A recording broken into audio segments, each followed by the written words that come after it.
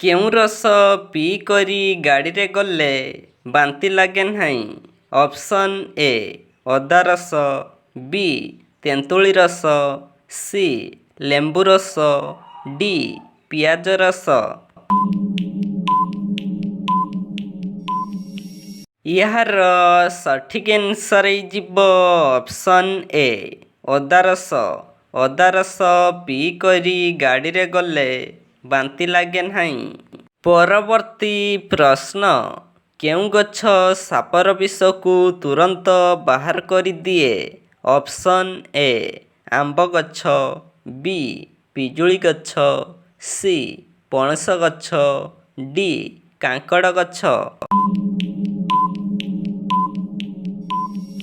ଏହାର ସଠିକ୍ ଆନ୍ସର୍ ହେଇଯିବ ଅପସନ୍ ଡି କାଙ୍କଡ଼ ଗଛ। କାଙ୍କଡ଼ ଗଛ ସାପର ବିଷକୁ ତୁରନ୍ତ ବାହାର କରିଦିଏ। ପ୍ରତିଦିନ କାକୁଡ଼ି ଖାଇବା ଦ୍ୱାରା କେଉଁ ରୋଗ ଠିକ୍ ହୋଇଥାଏ? ଅପସନ୍ ଏ ଚର୍ମ ରୋଗ, ବି ମୋଟାପଣ, ସି ଆଣ୍ଠୁଗଣ୍ଠି ଦରଜ, ଡି ମୁଣ୍ଡବିନ୍ଧା। ଏହାର ସଠିକ୍ ଆନ୍ସର୍ ହେଇଯିବ ଅପସନ୍ ବି ମୋଟାପଣ। ପ୍ରତିଦିନ କାକୁଡ଼ି ଖାଇବା ଦ୍ୱାରା ମୋଟାପଣ ରୋଗ ଠିକ୍ ହୋଇଥାଏ। ପରବର୍ତ୍ତୀ ପ୍ରଶ୍ନ, ତୁଳସୀ ପତ୍ର ରସ କେଉଁ ରୋଗ ପାଇଁ ଲାଭଦାୟକ ଅଟେ?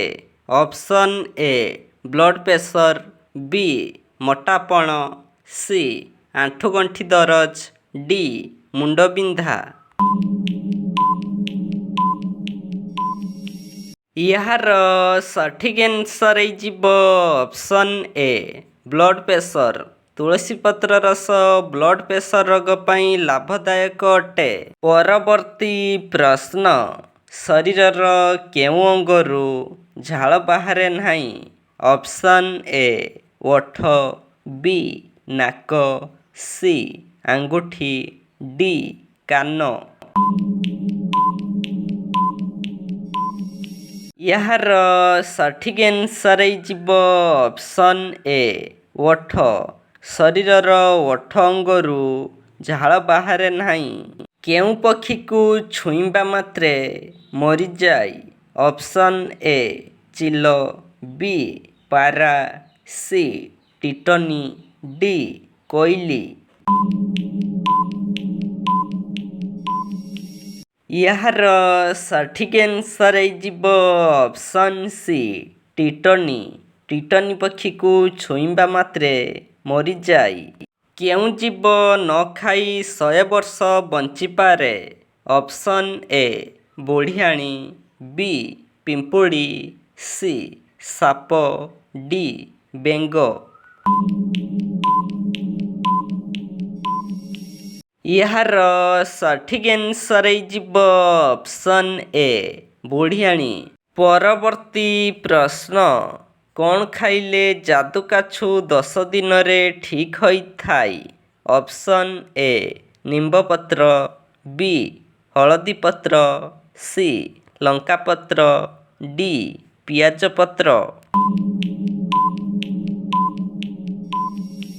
ଏହାର ସଠିକ୍ ଆନ୍ସର୍ ହେଇଯିବ ଅପସନ୍ ଏ ନିମ୍ବପତ୍ର। ନିମ୍ବପତ୍ର ଖାଇଲେ ଯାଦୁକାଛୁ 10 ଦିନରେ ଠିକ୍ ହୋଇଥାଏ। ଅଧିକ ମସଲା ଜାତୀୟ ଖାଦ୍ୟ ଖାଇବା ଦ୍ୱାରା କେଉଁ ରୋଗ ହୋଇଥାଏ? ଅପସନ୍ ଏ ଏସିଡ଼ିଟି, ବି ରକ୍ତଚାପ, ସି ବ୍ଲଡ୍ ସୁଗାର, ଡି ମୁଣ୍ଡବିନ୍ଧା। ଏହାର ସଠିକ୍ ଆନ୍ସର୍ ହେଇଯିବ ଅପସନ୍ ବି ରକ୍ତଚାପ। ଅଧିକ ମସଲା ଜାତୀୟ ଖାଦ୍ୟ ଖାଇବା ଦ୍ୱାରା ରକ୍ତଚାପ ରୋଗ ହୋଇଥାଏ। ଅଧିକ ସାମୁଦ୍ରିକ ମାଛ ଖାଇଲେ କେଉଁ ରୋଗ ହୋଇଥାଏ? ଅପସନ୍ ଏ ଚର୍ମ ରୋଗ, ବି କ୍ୟାନ୍ସର, ସି ଆଣ୍ଠୁଗଣ୍ଠି ଦରଜ, ଡି ମୁଣ୍ଡବିନ୍ଧା। ଏହାର ସଠିକ୍ ଆନ୍ସର୍ ହେଇଯିବ ଅପସନ୍ ଏ ଚର୍ମ ରୋଗ। ଅଧିକ ସାମୁଦ୍ରିକ ମାଛ ଖାଇଲେ ଚର୍ମରୋଗ ହୋଇଥାଏ।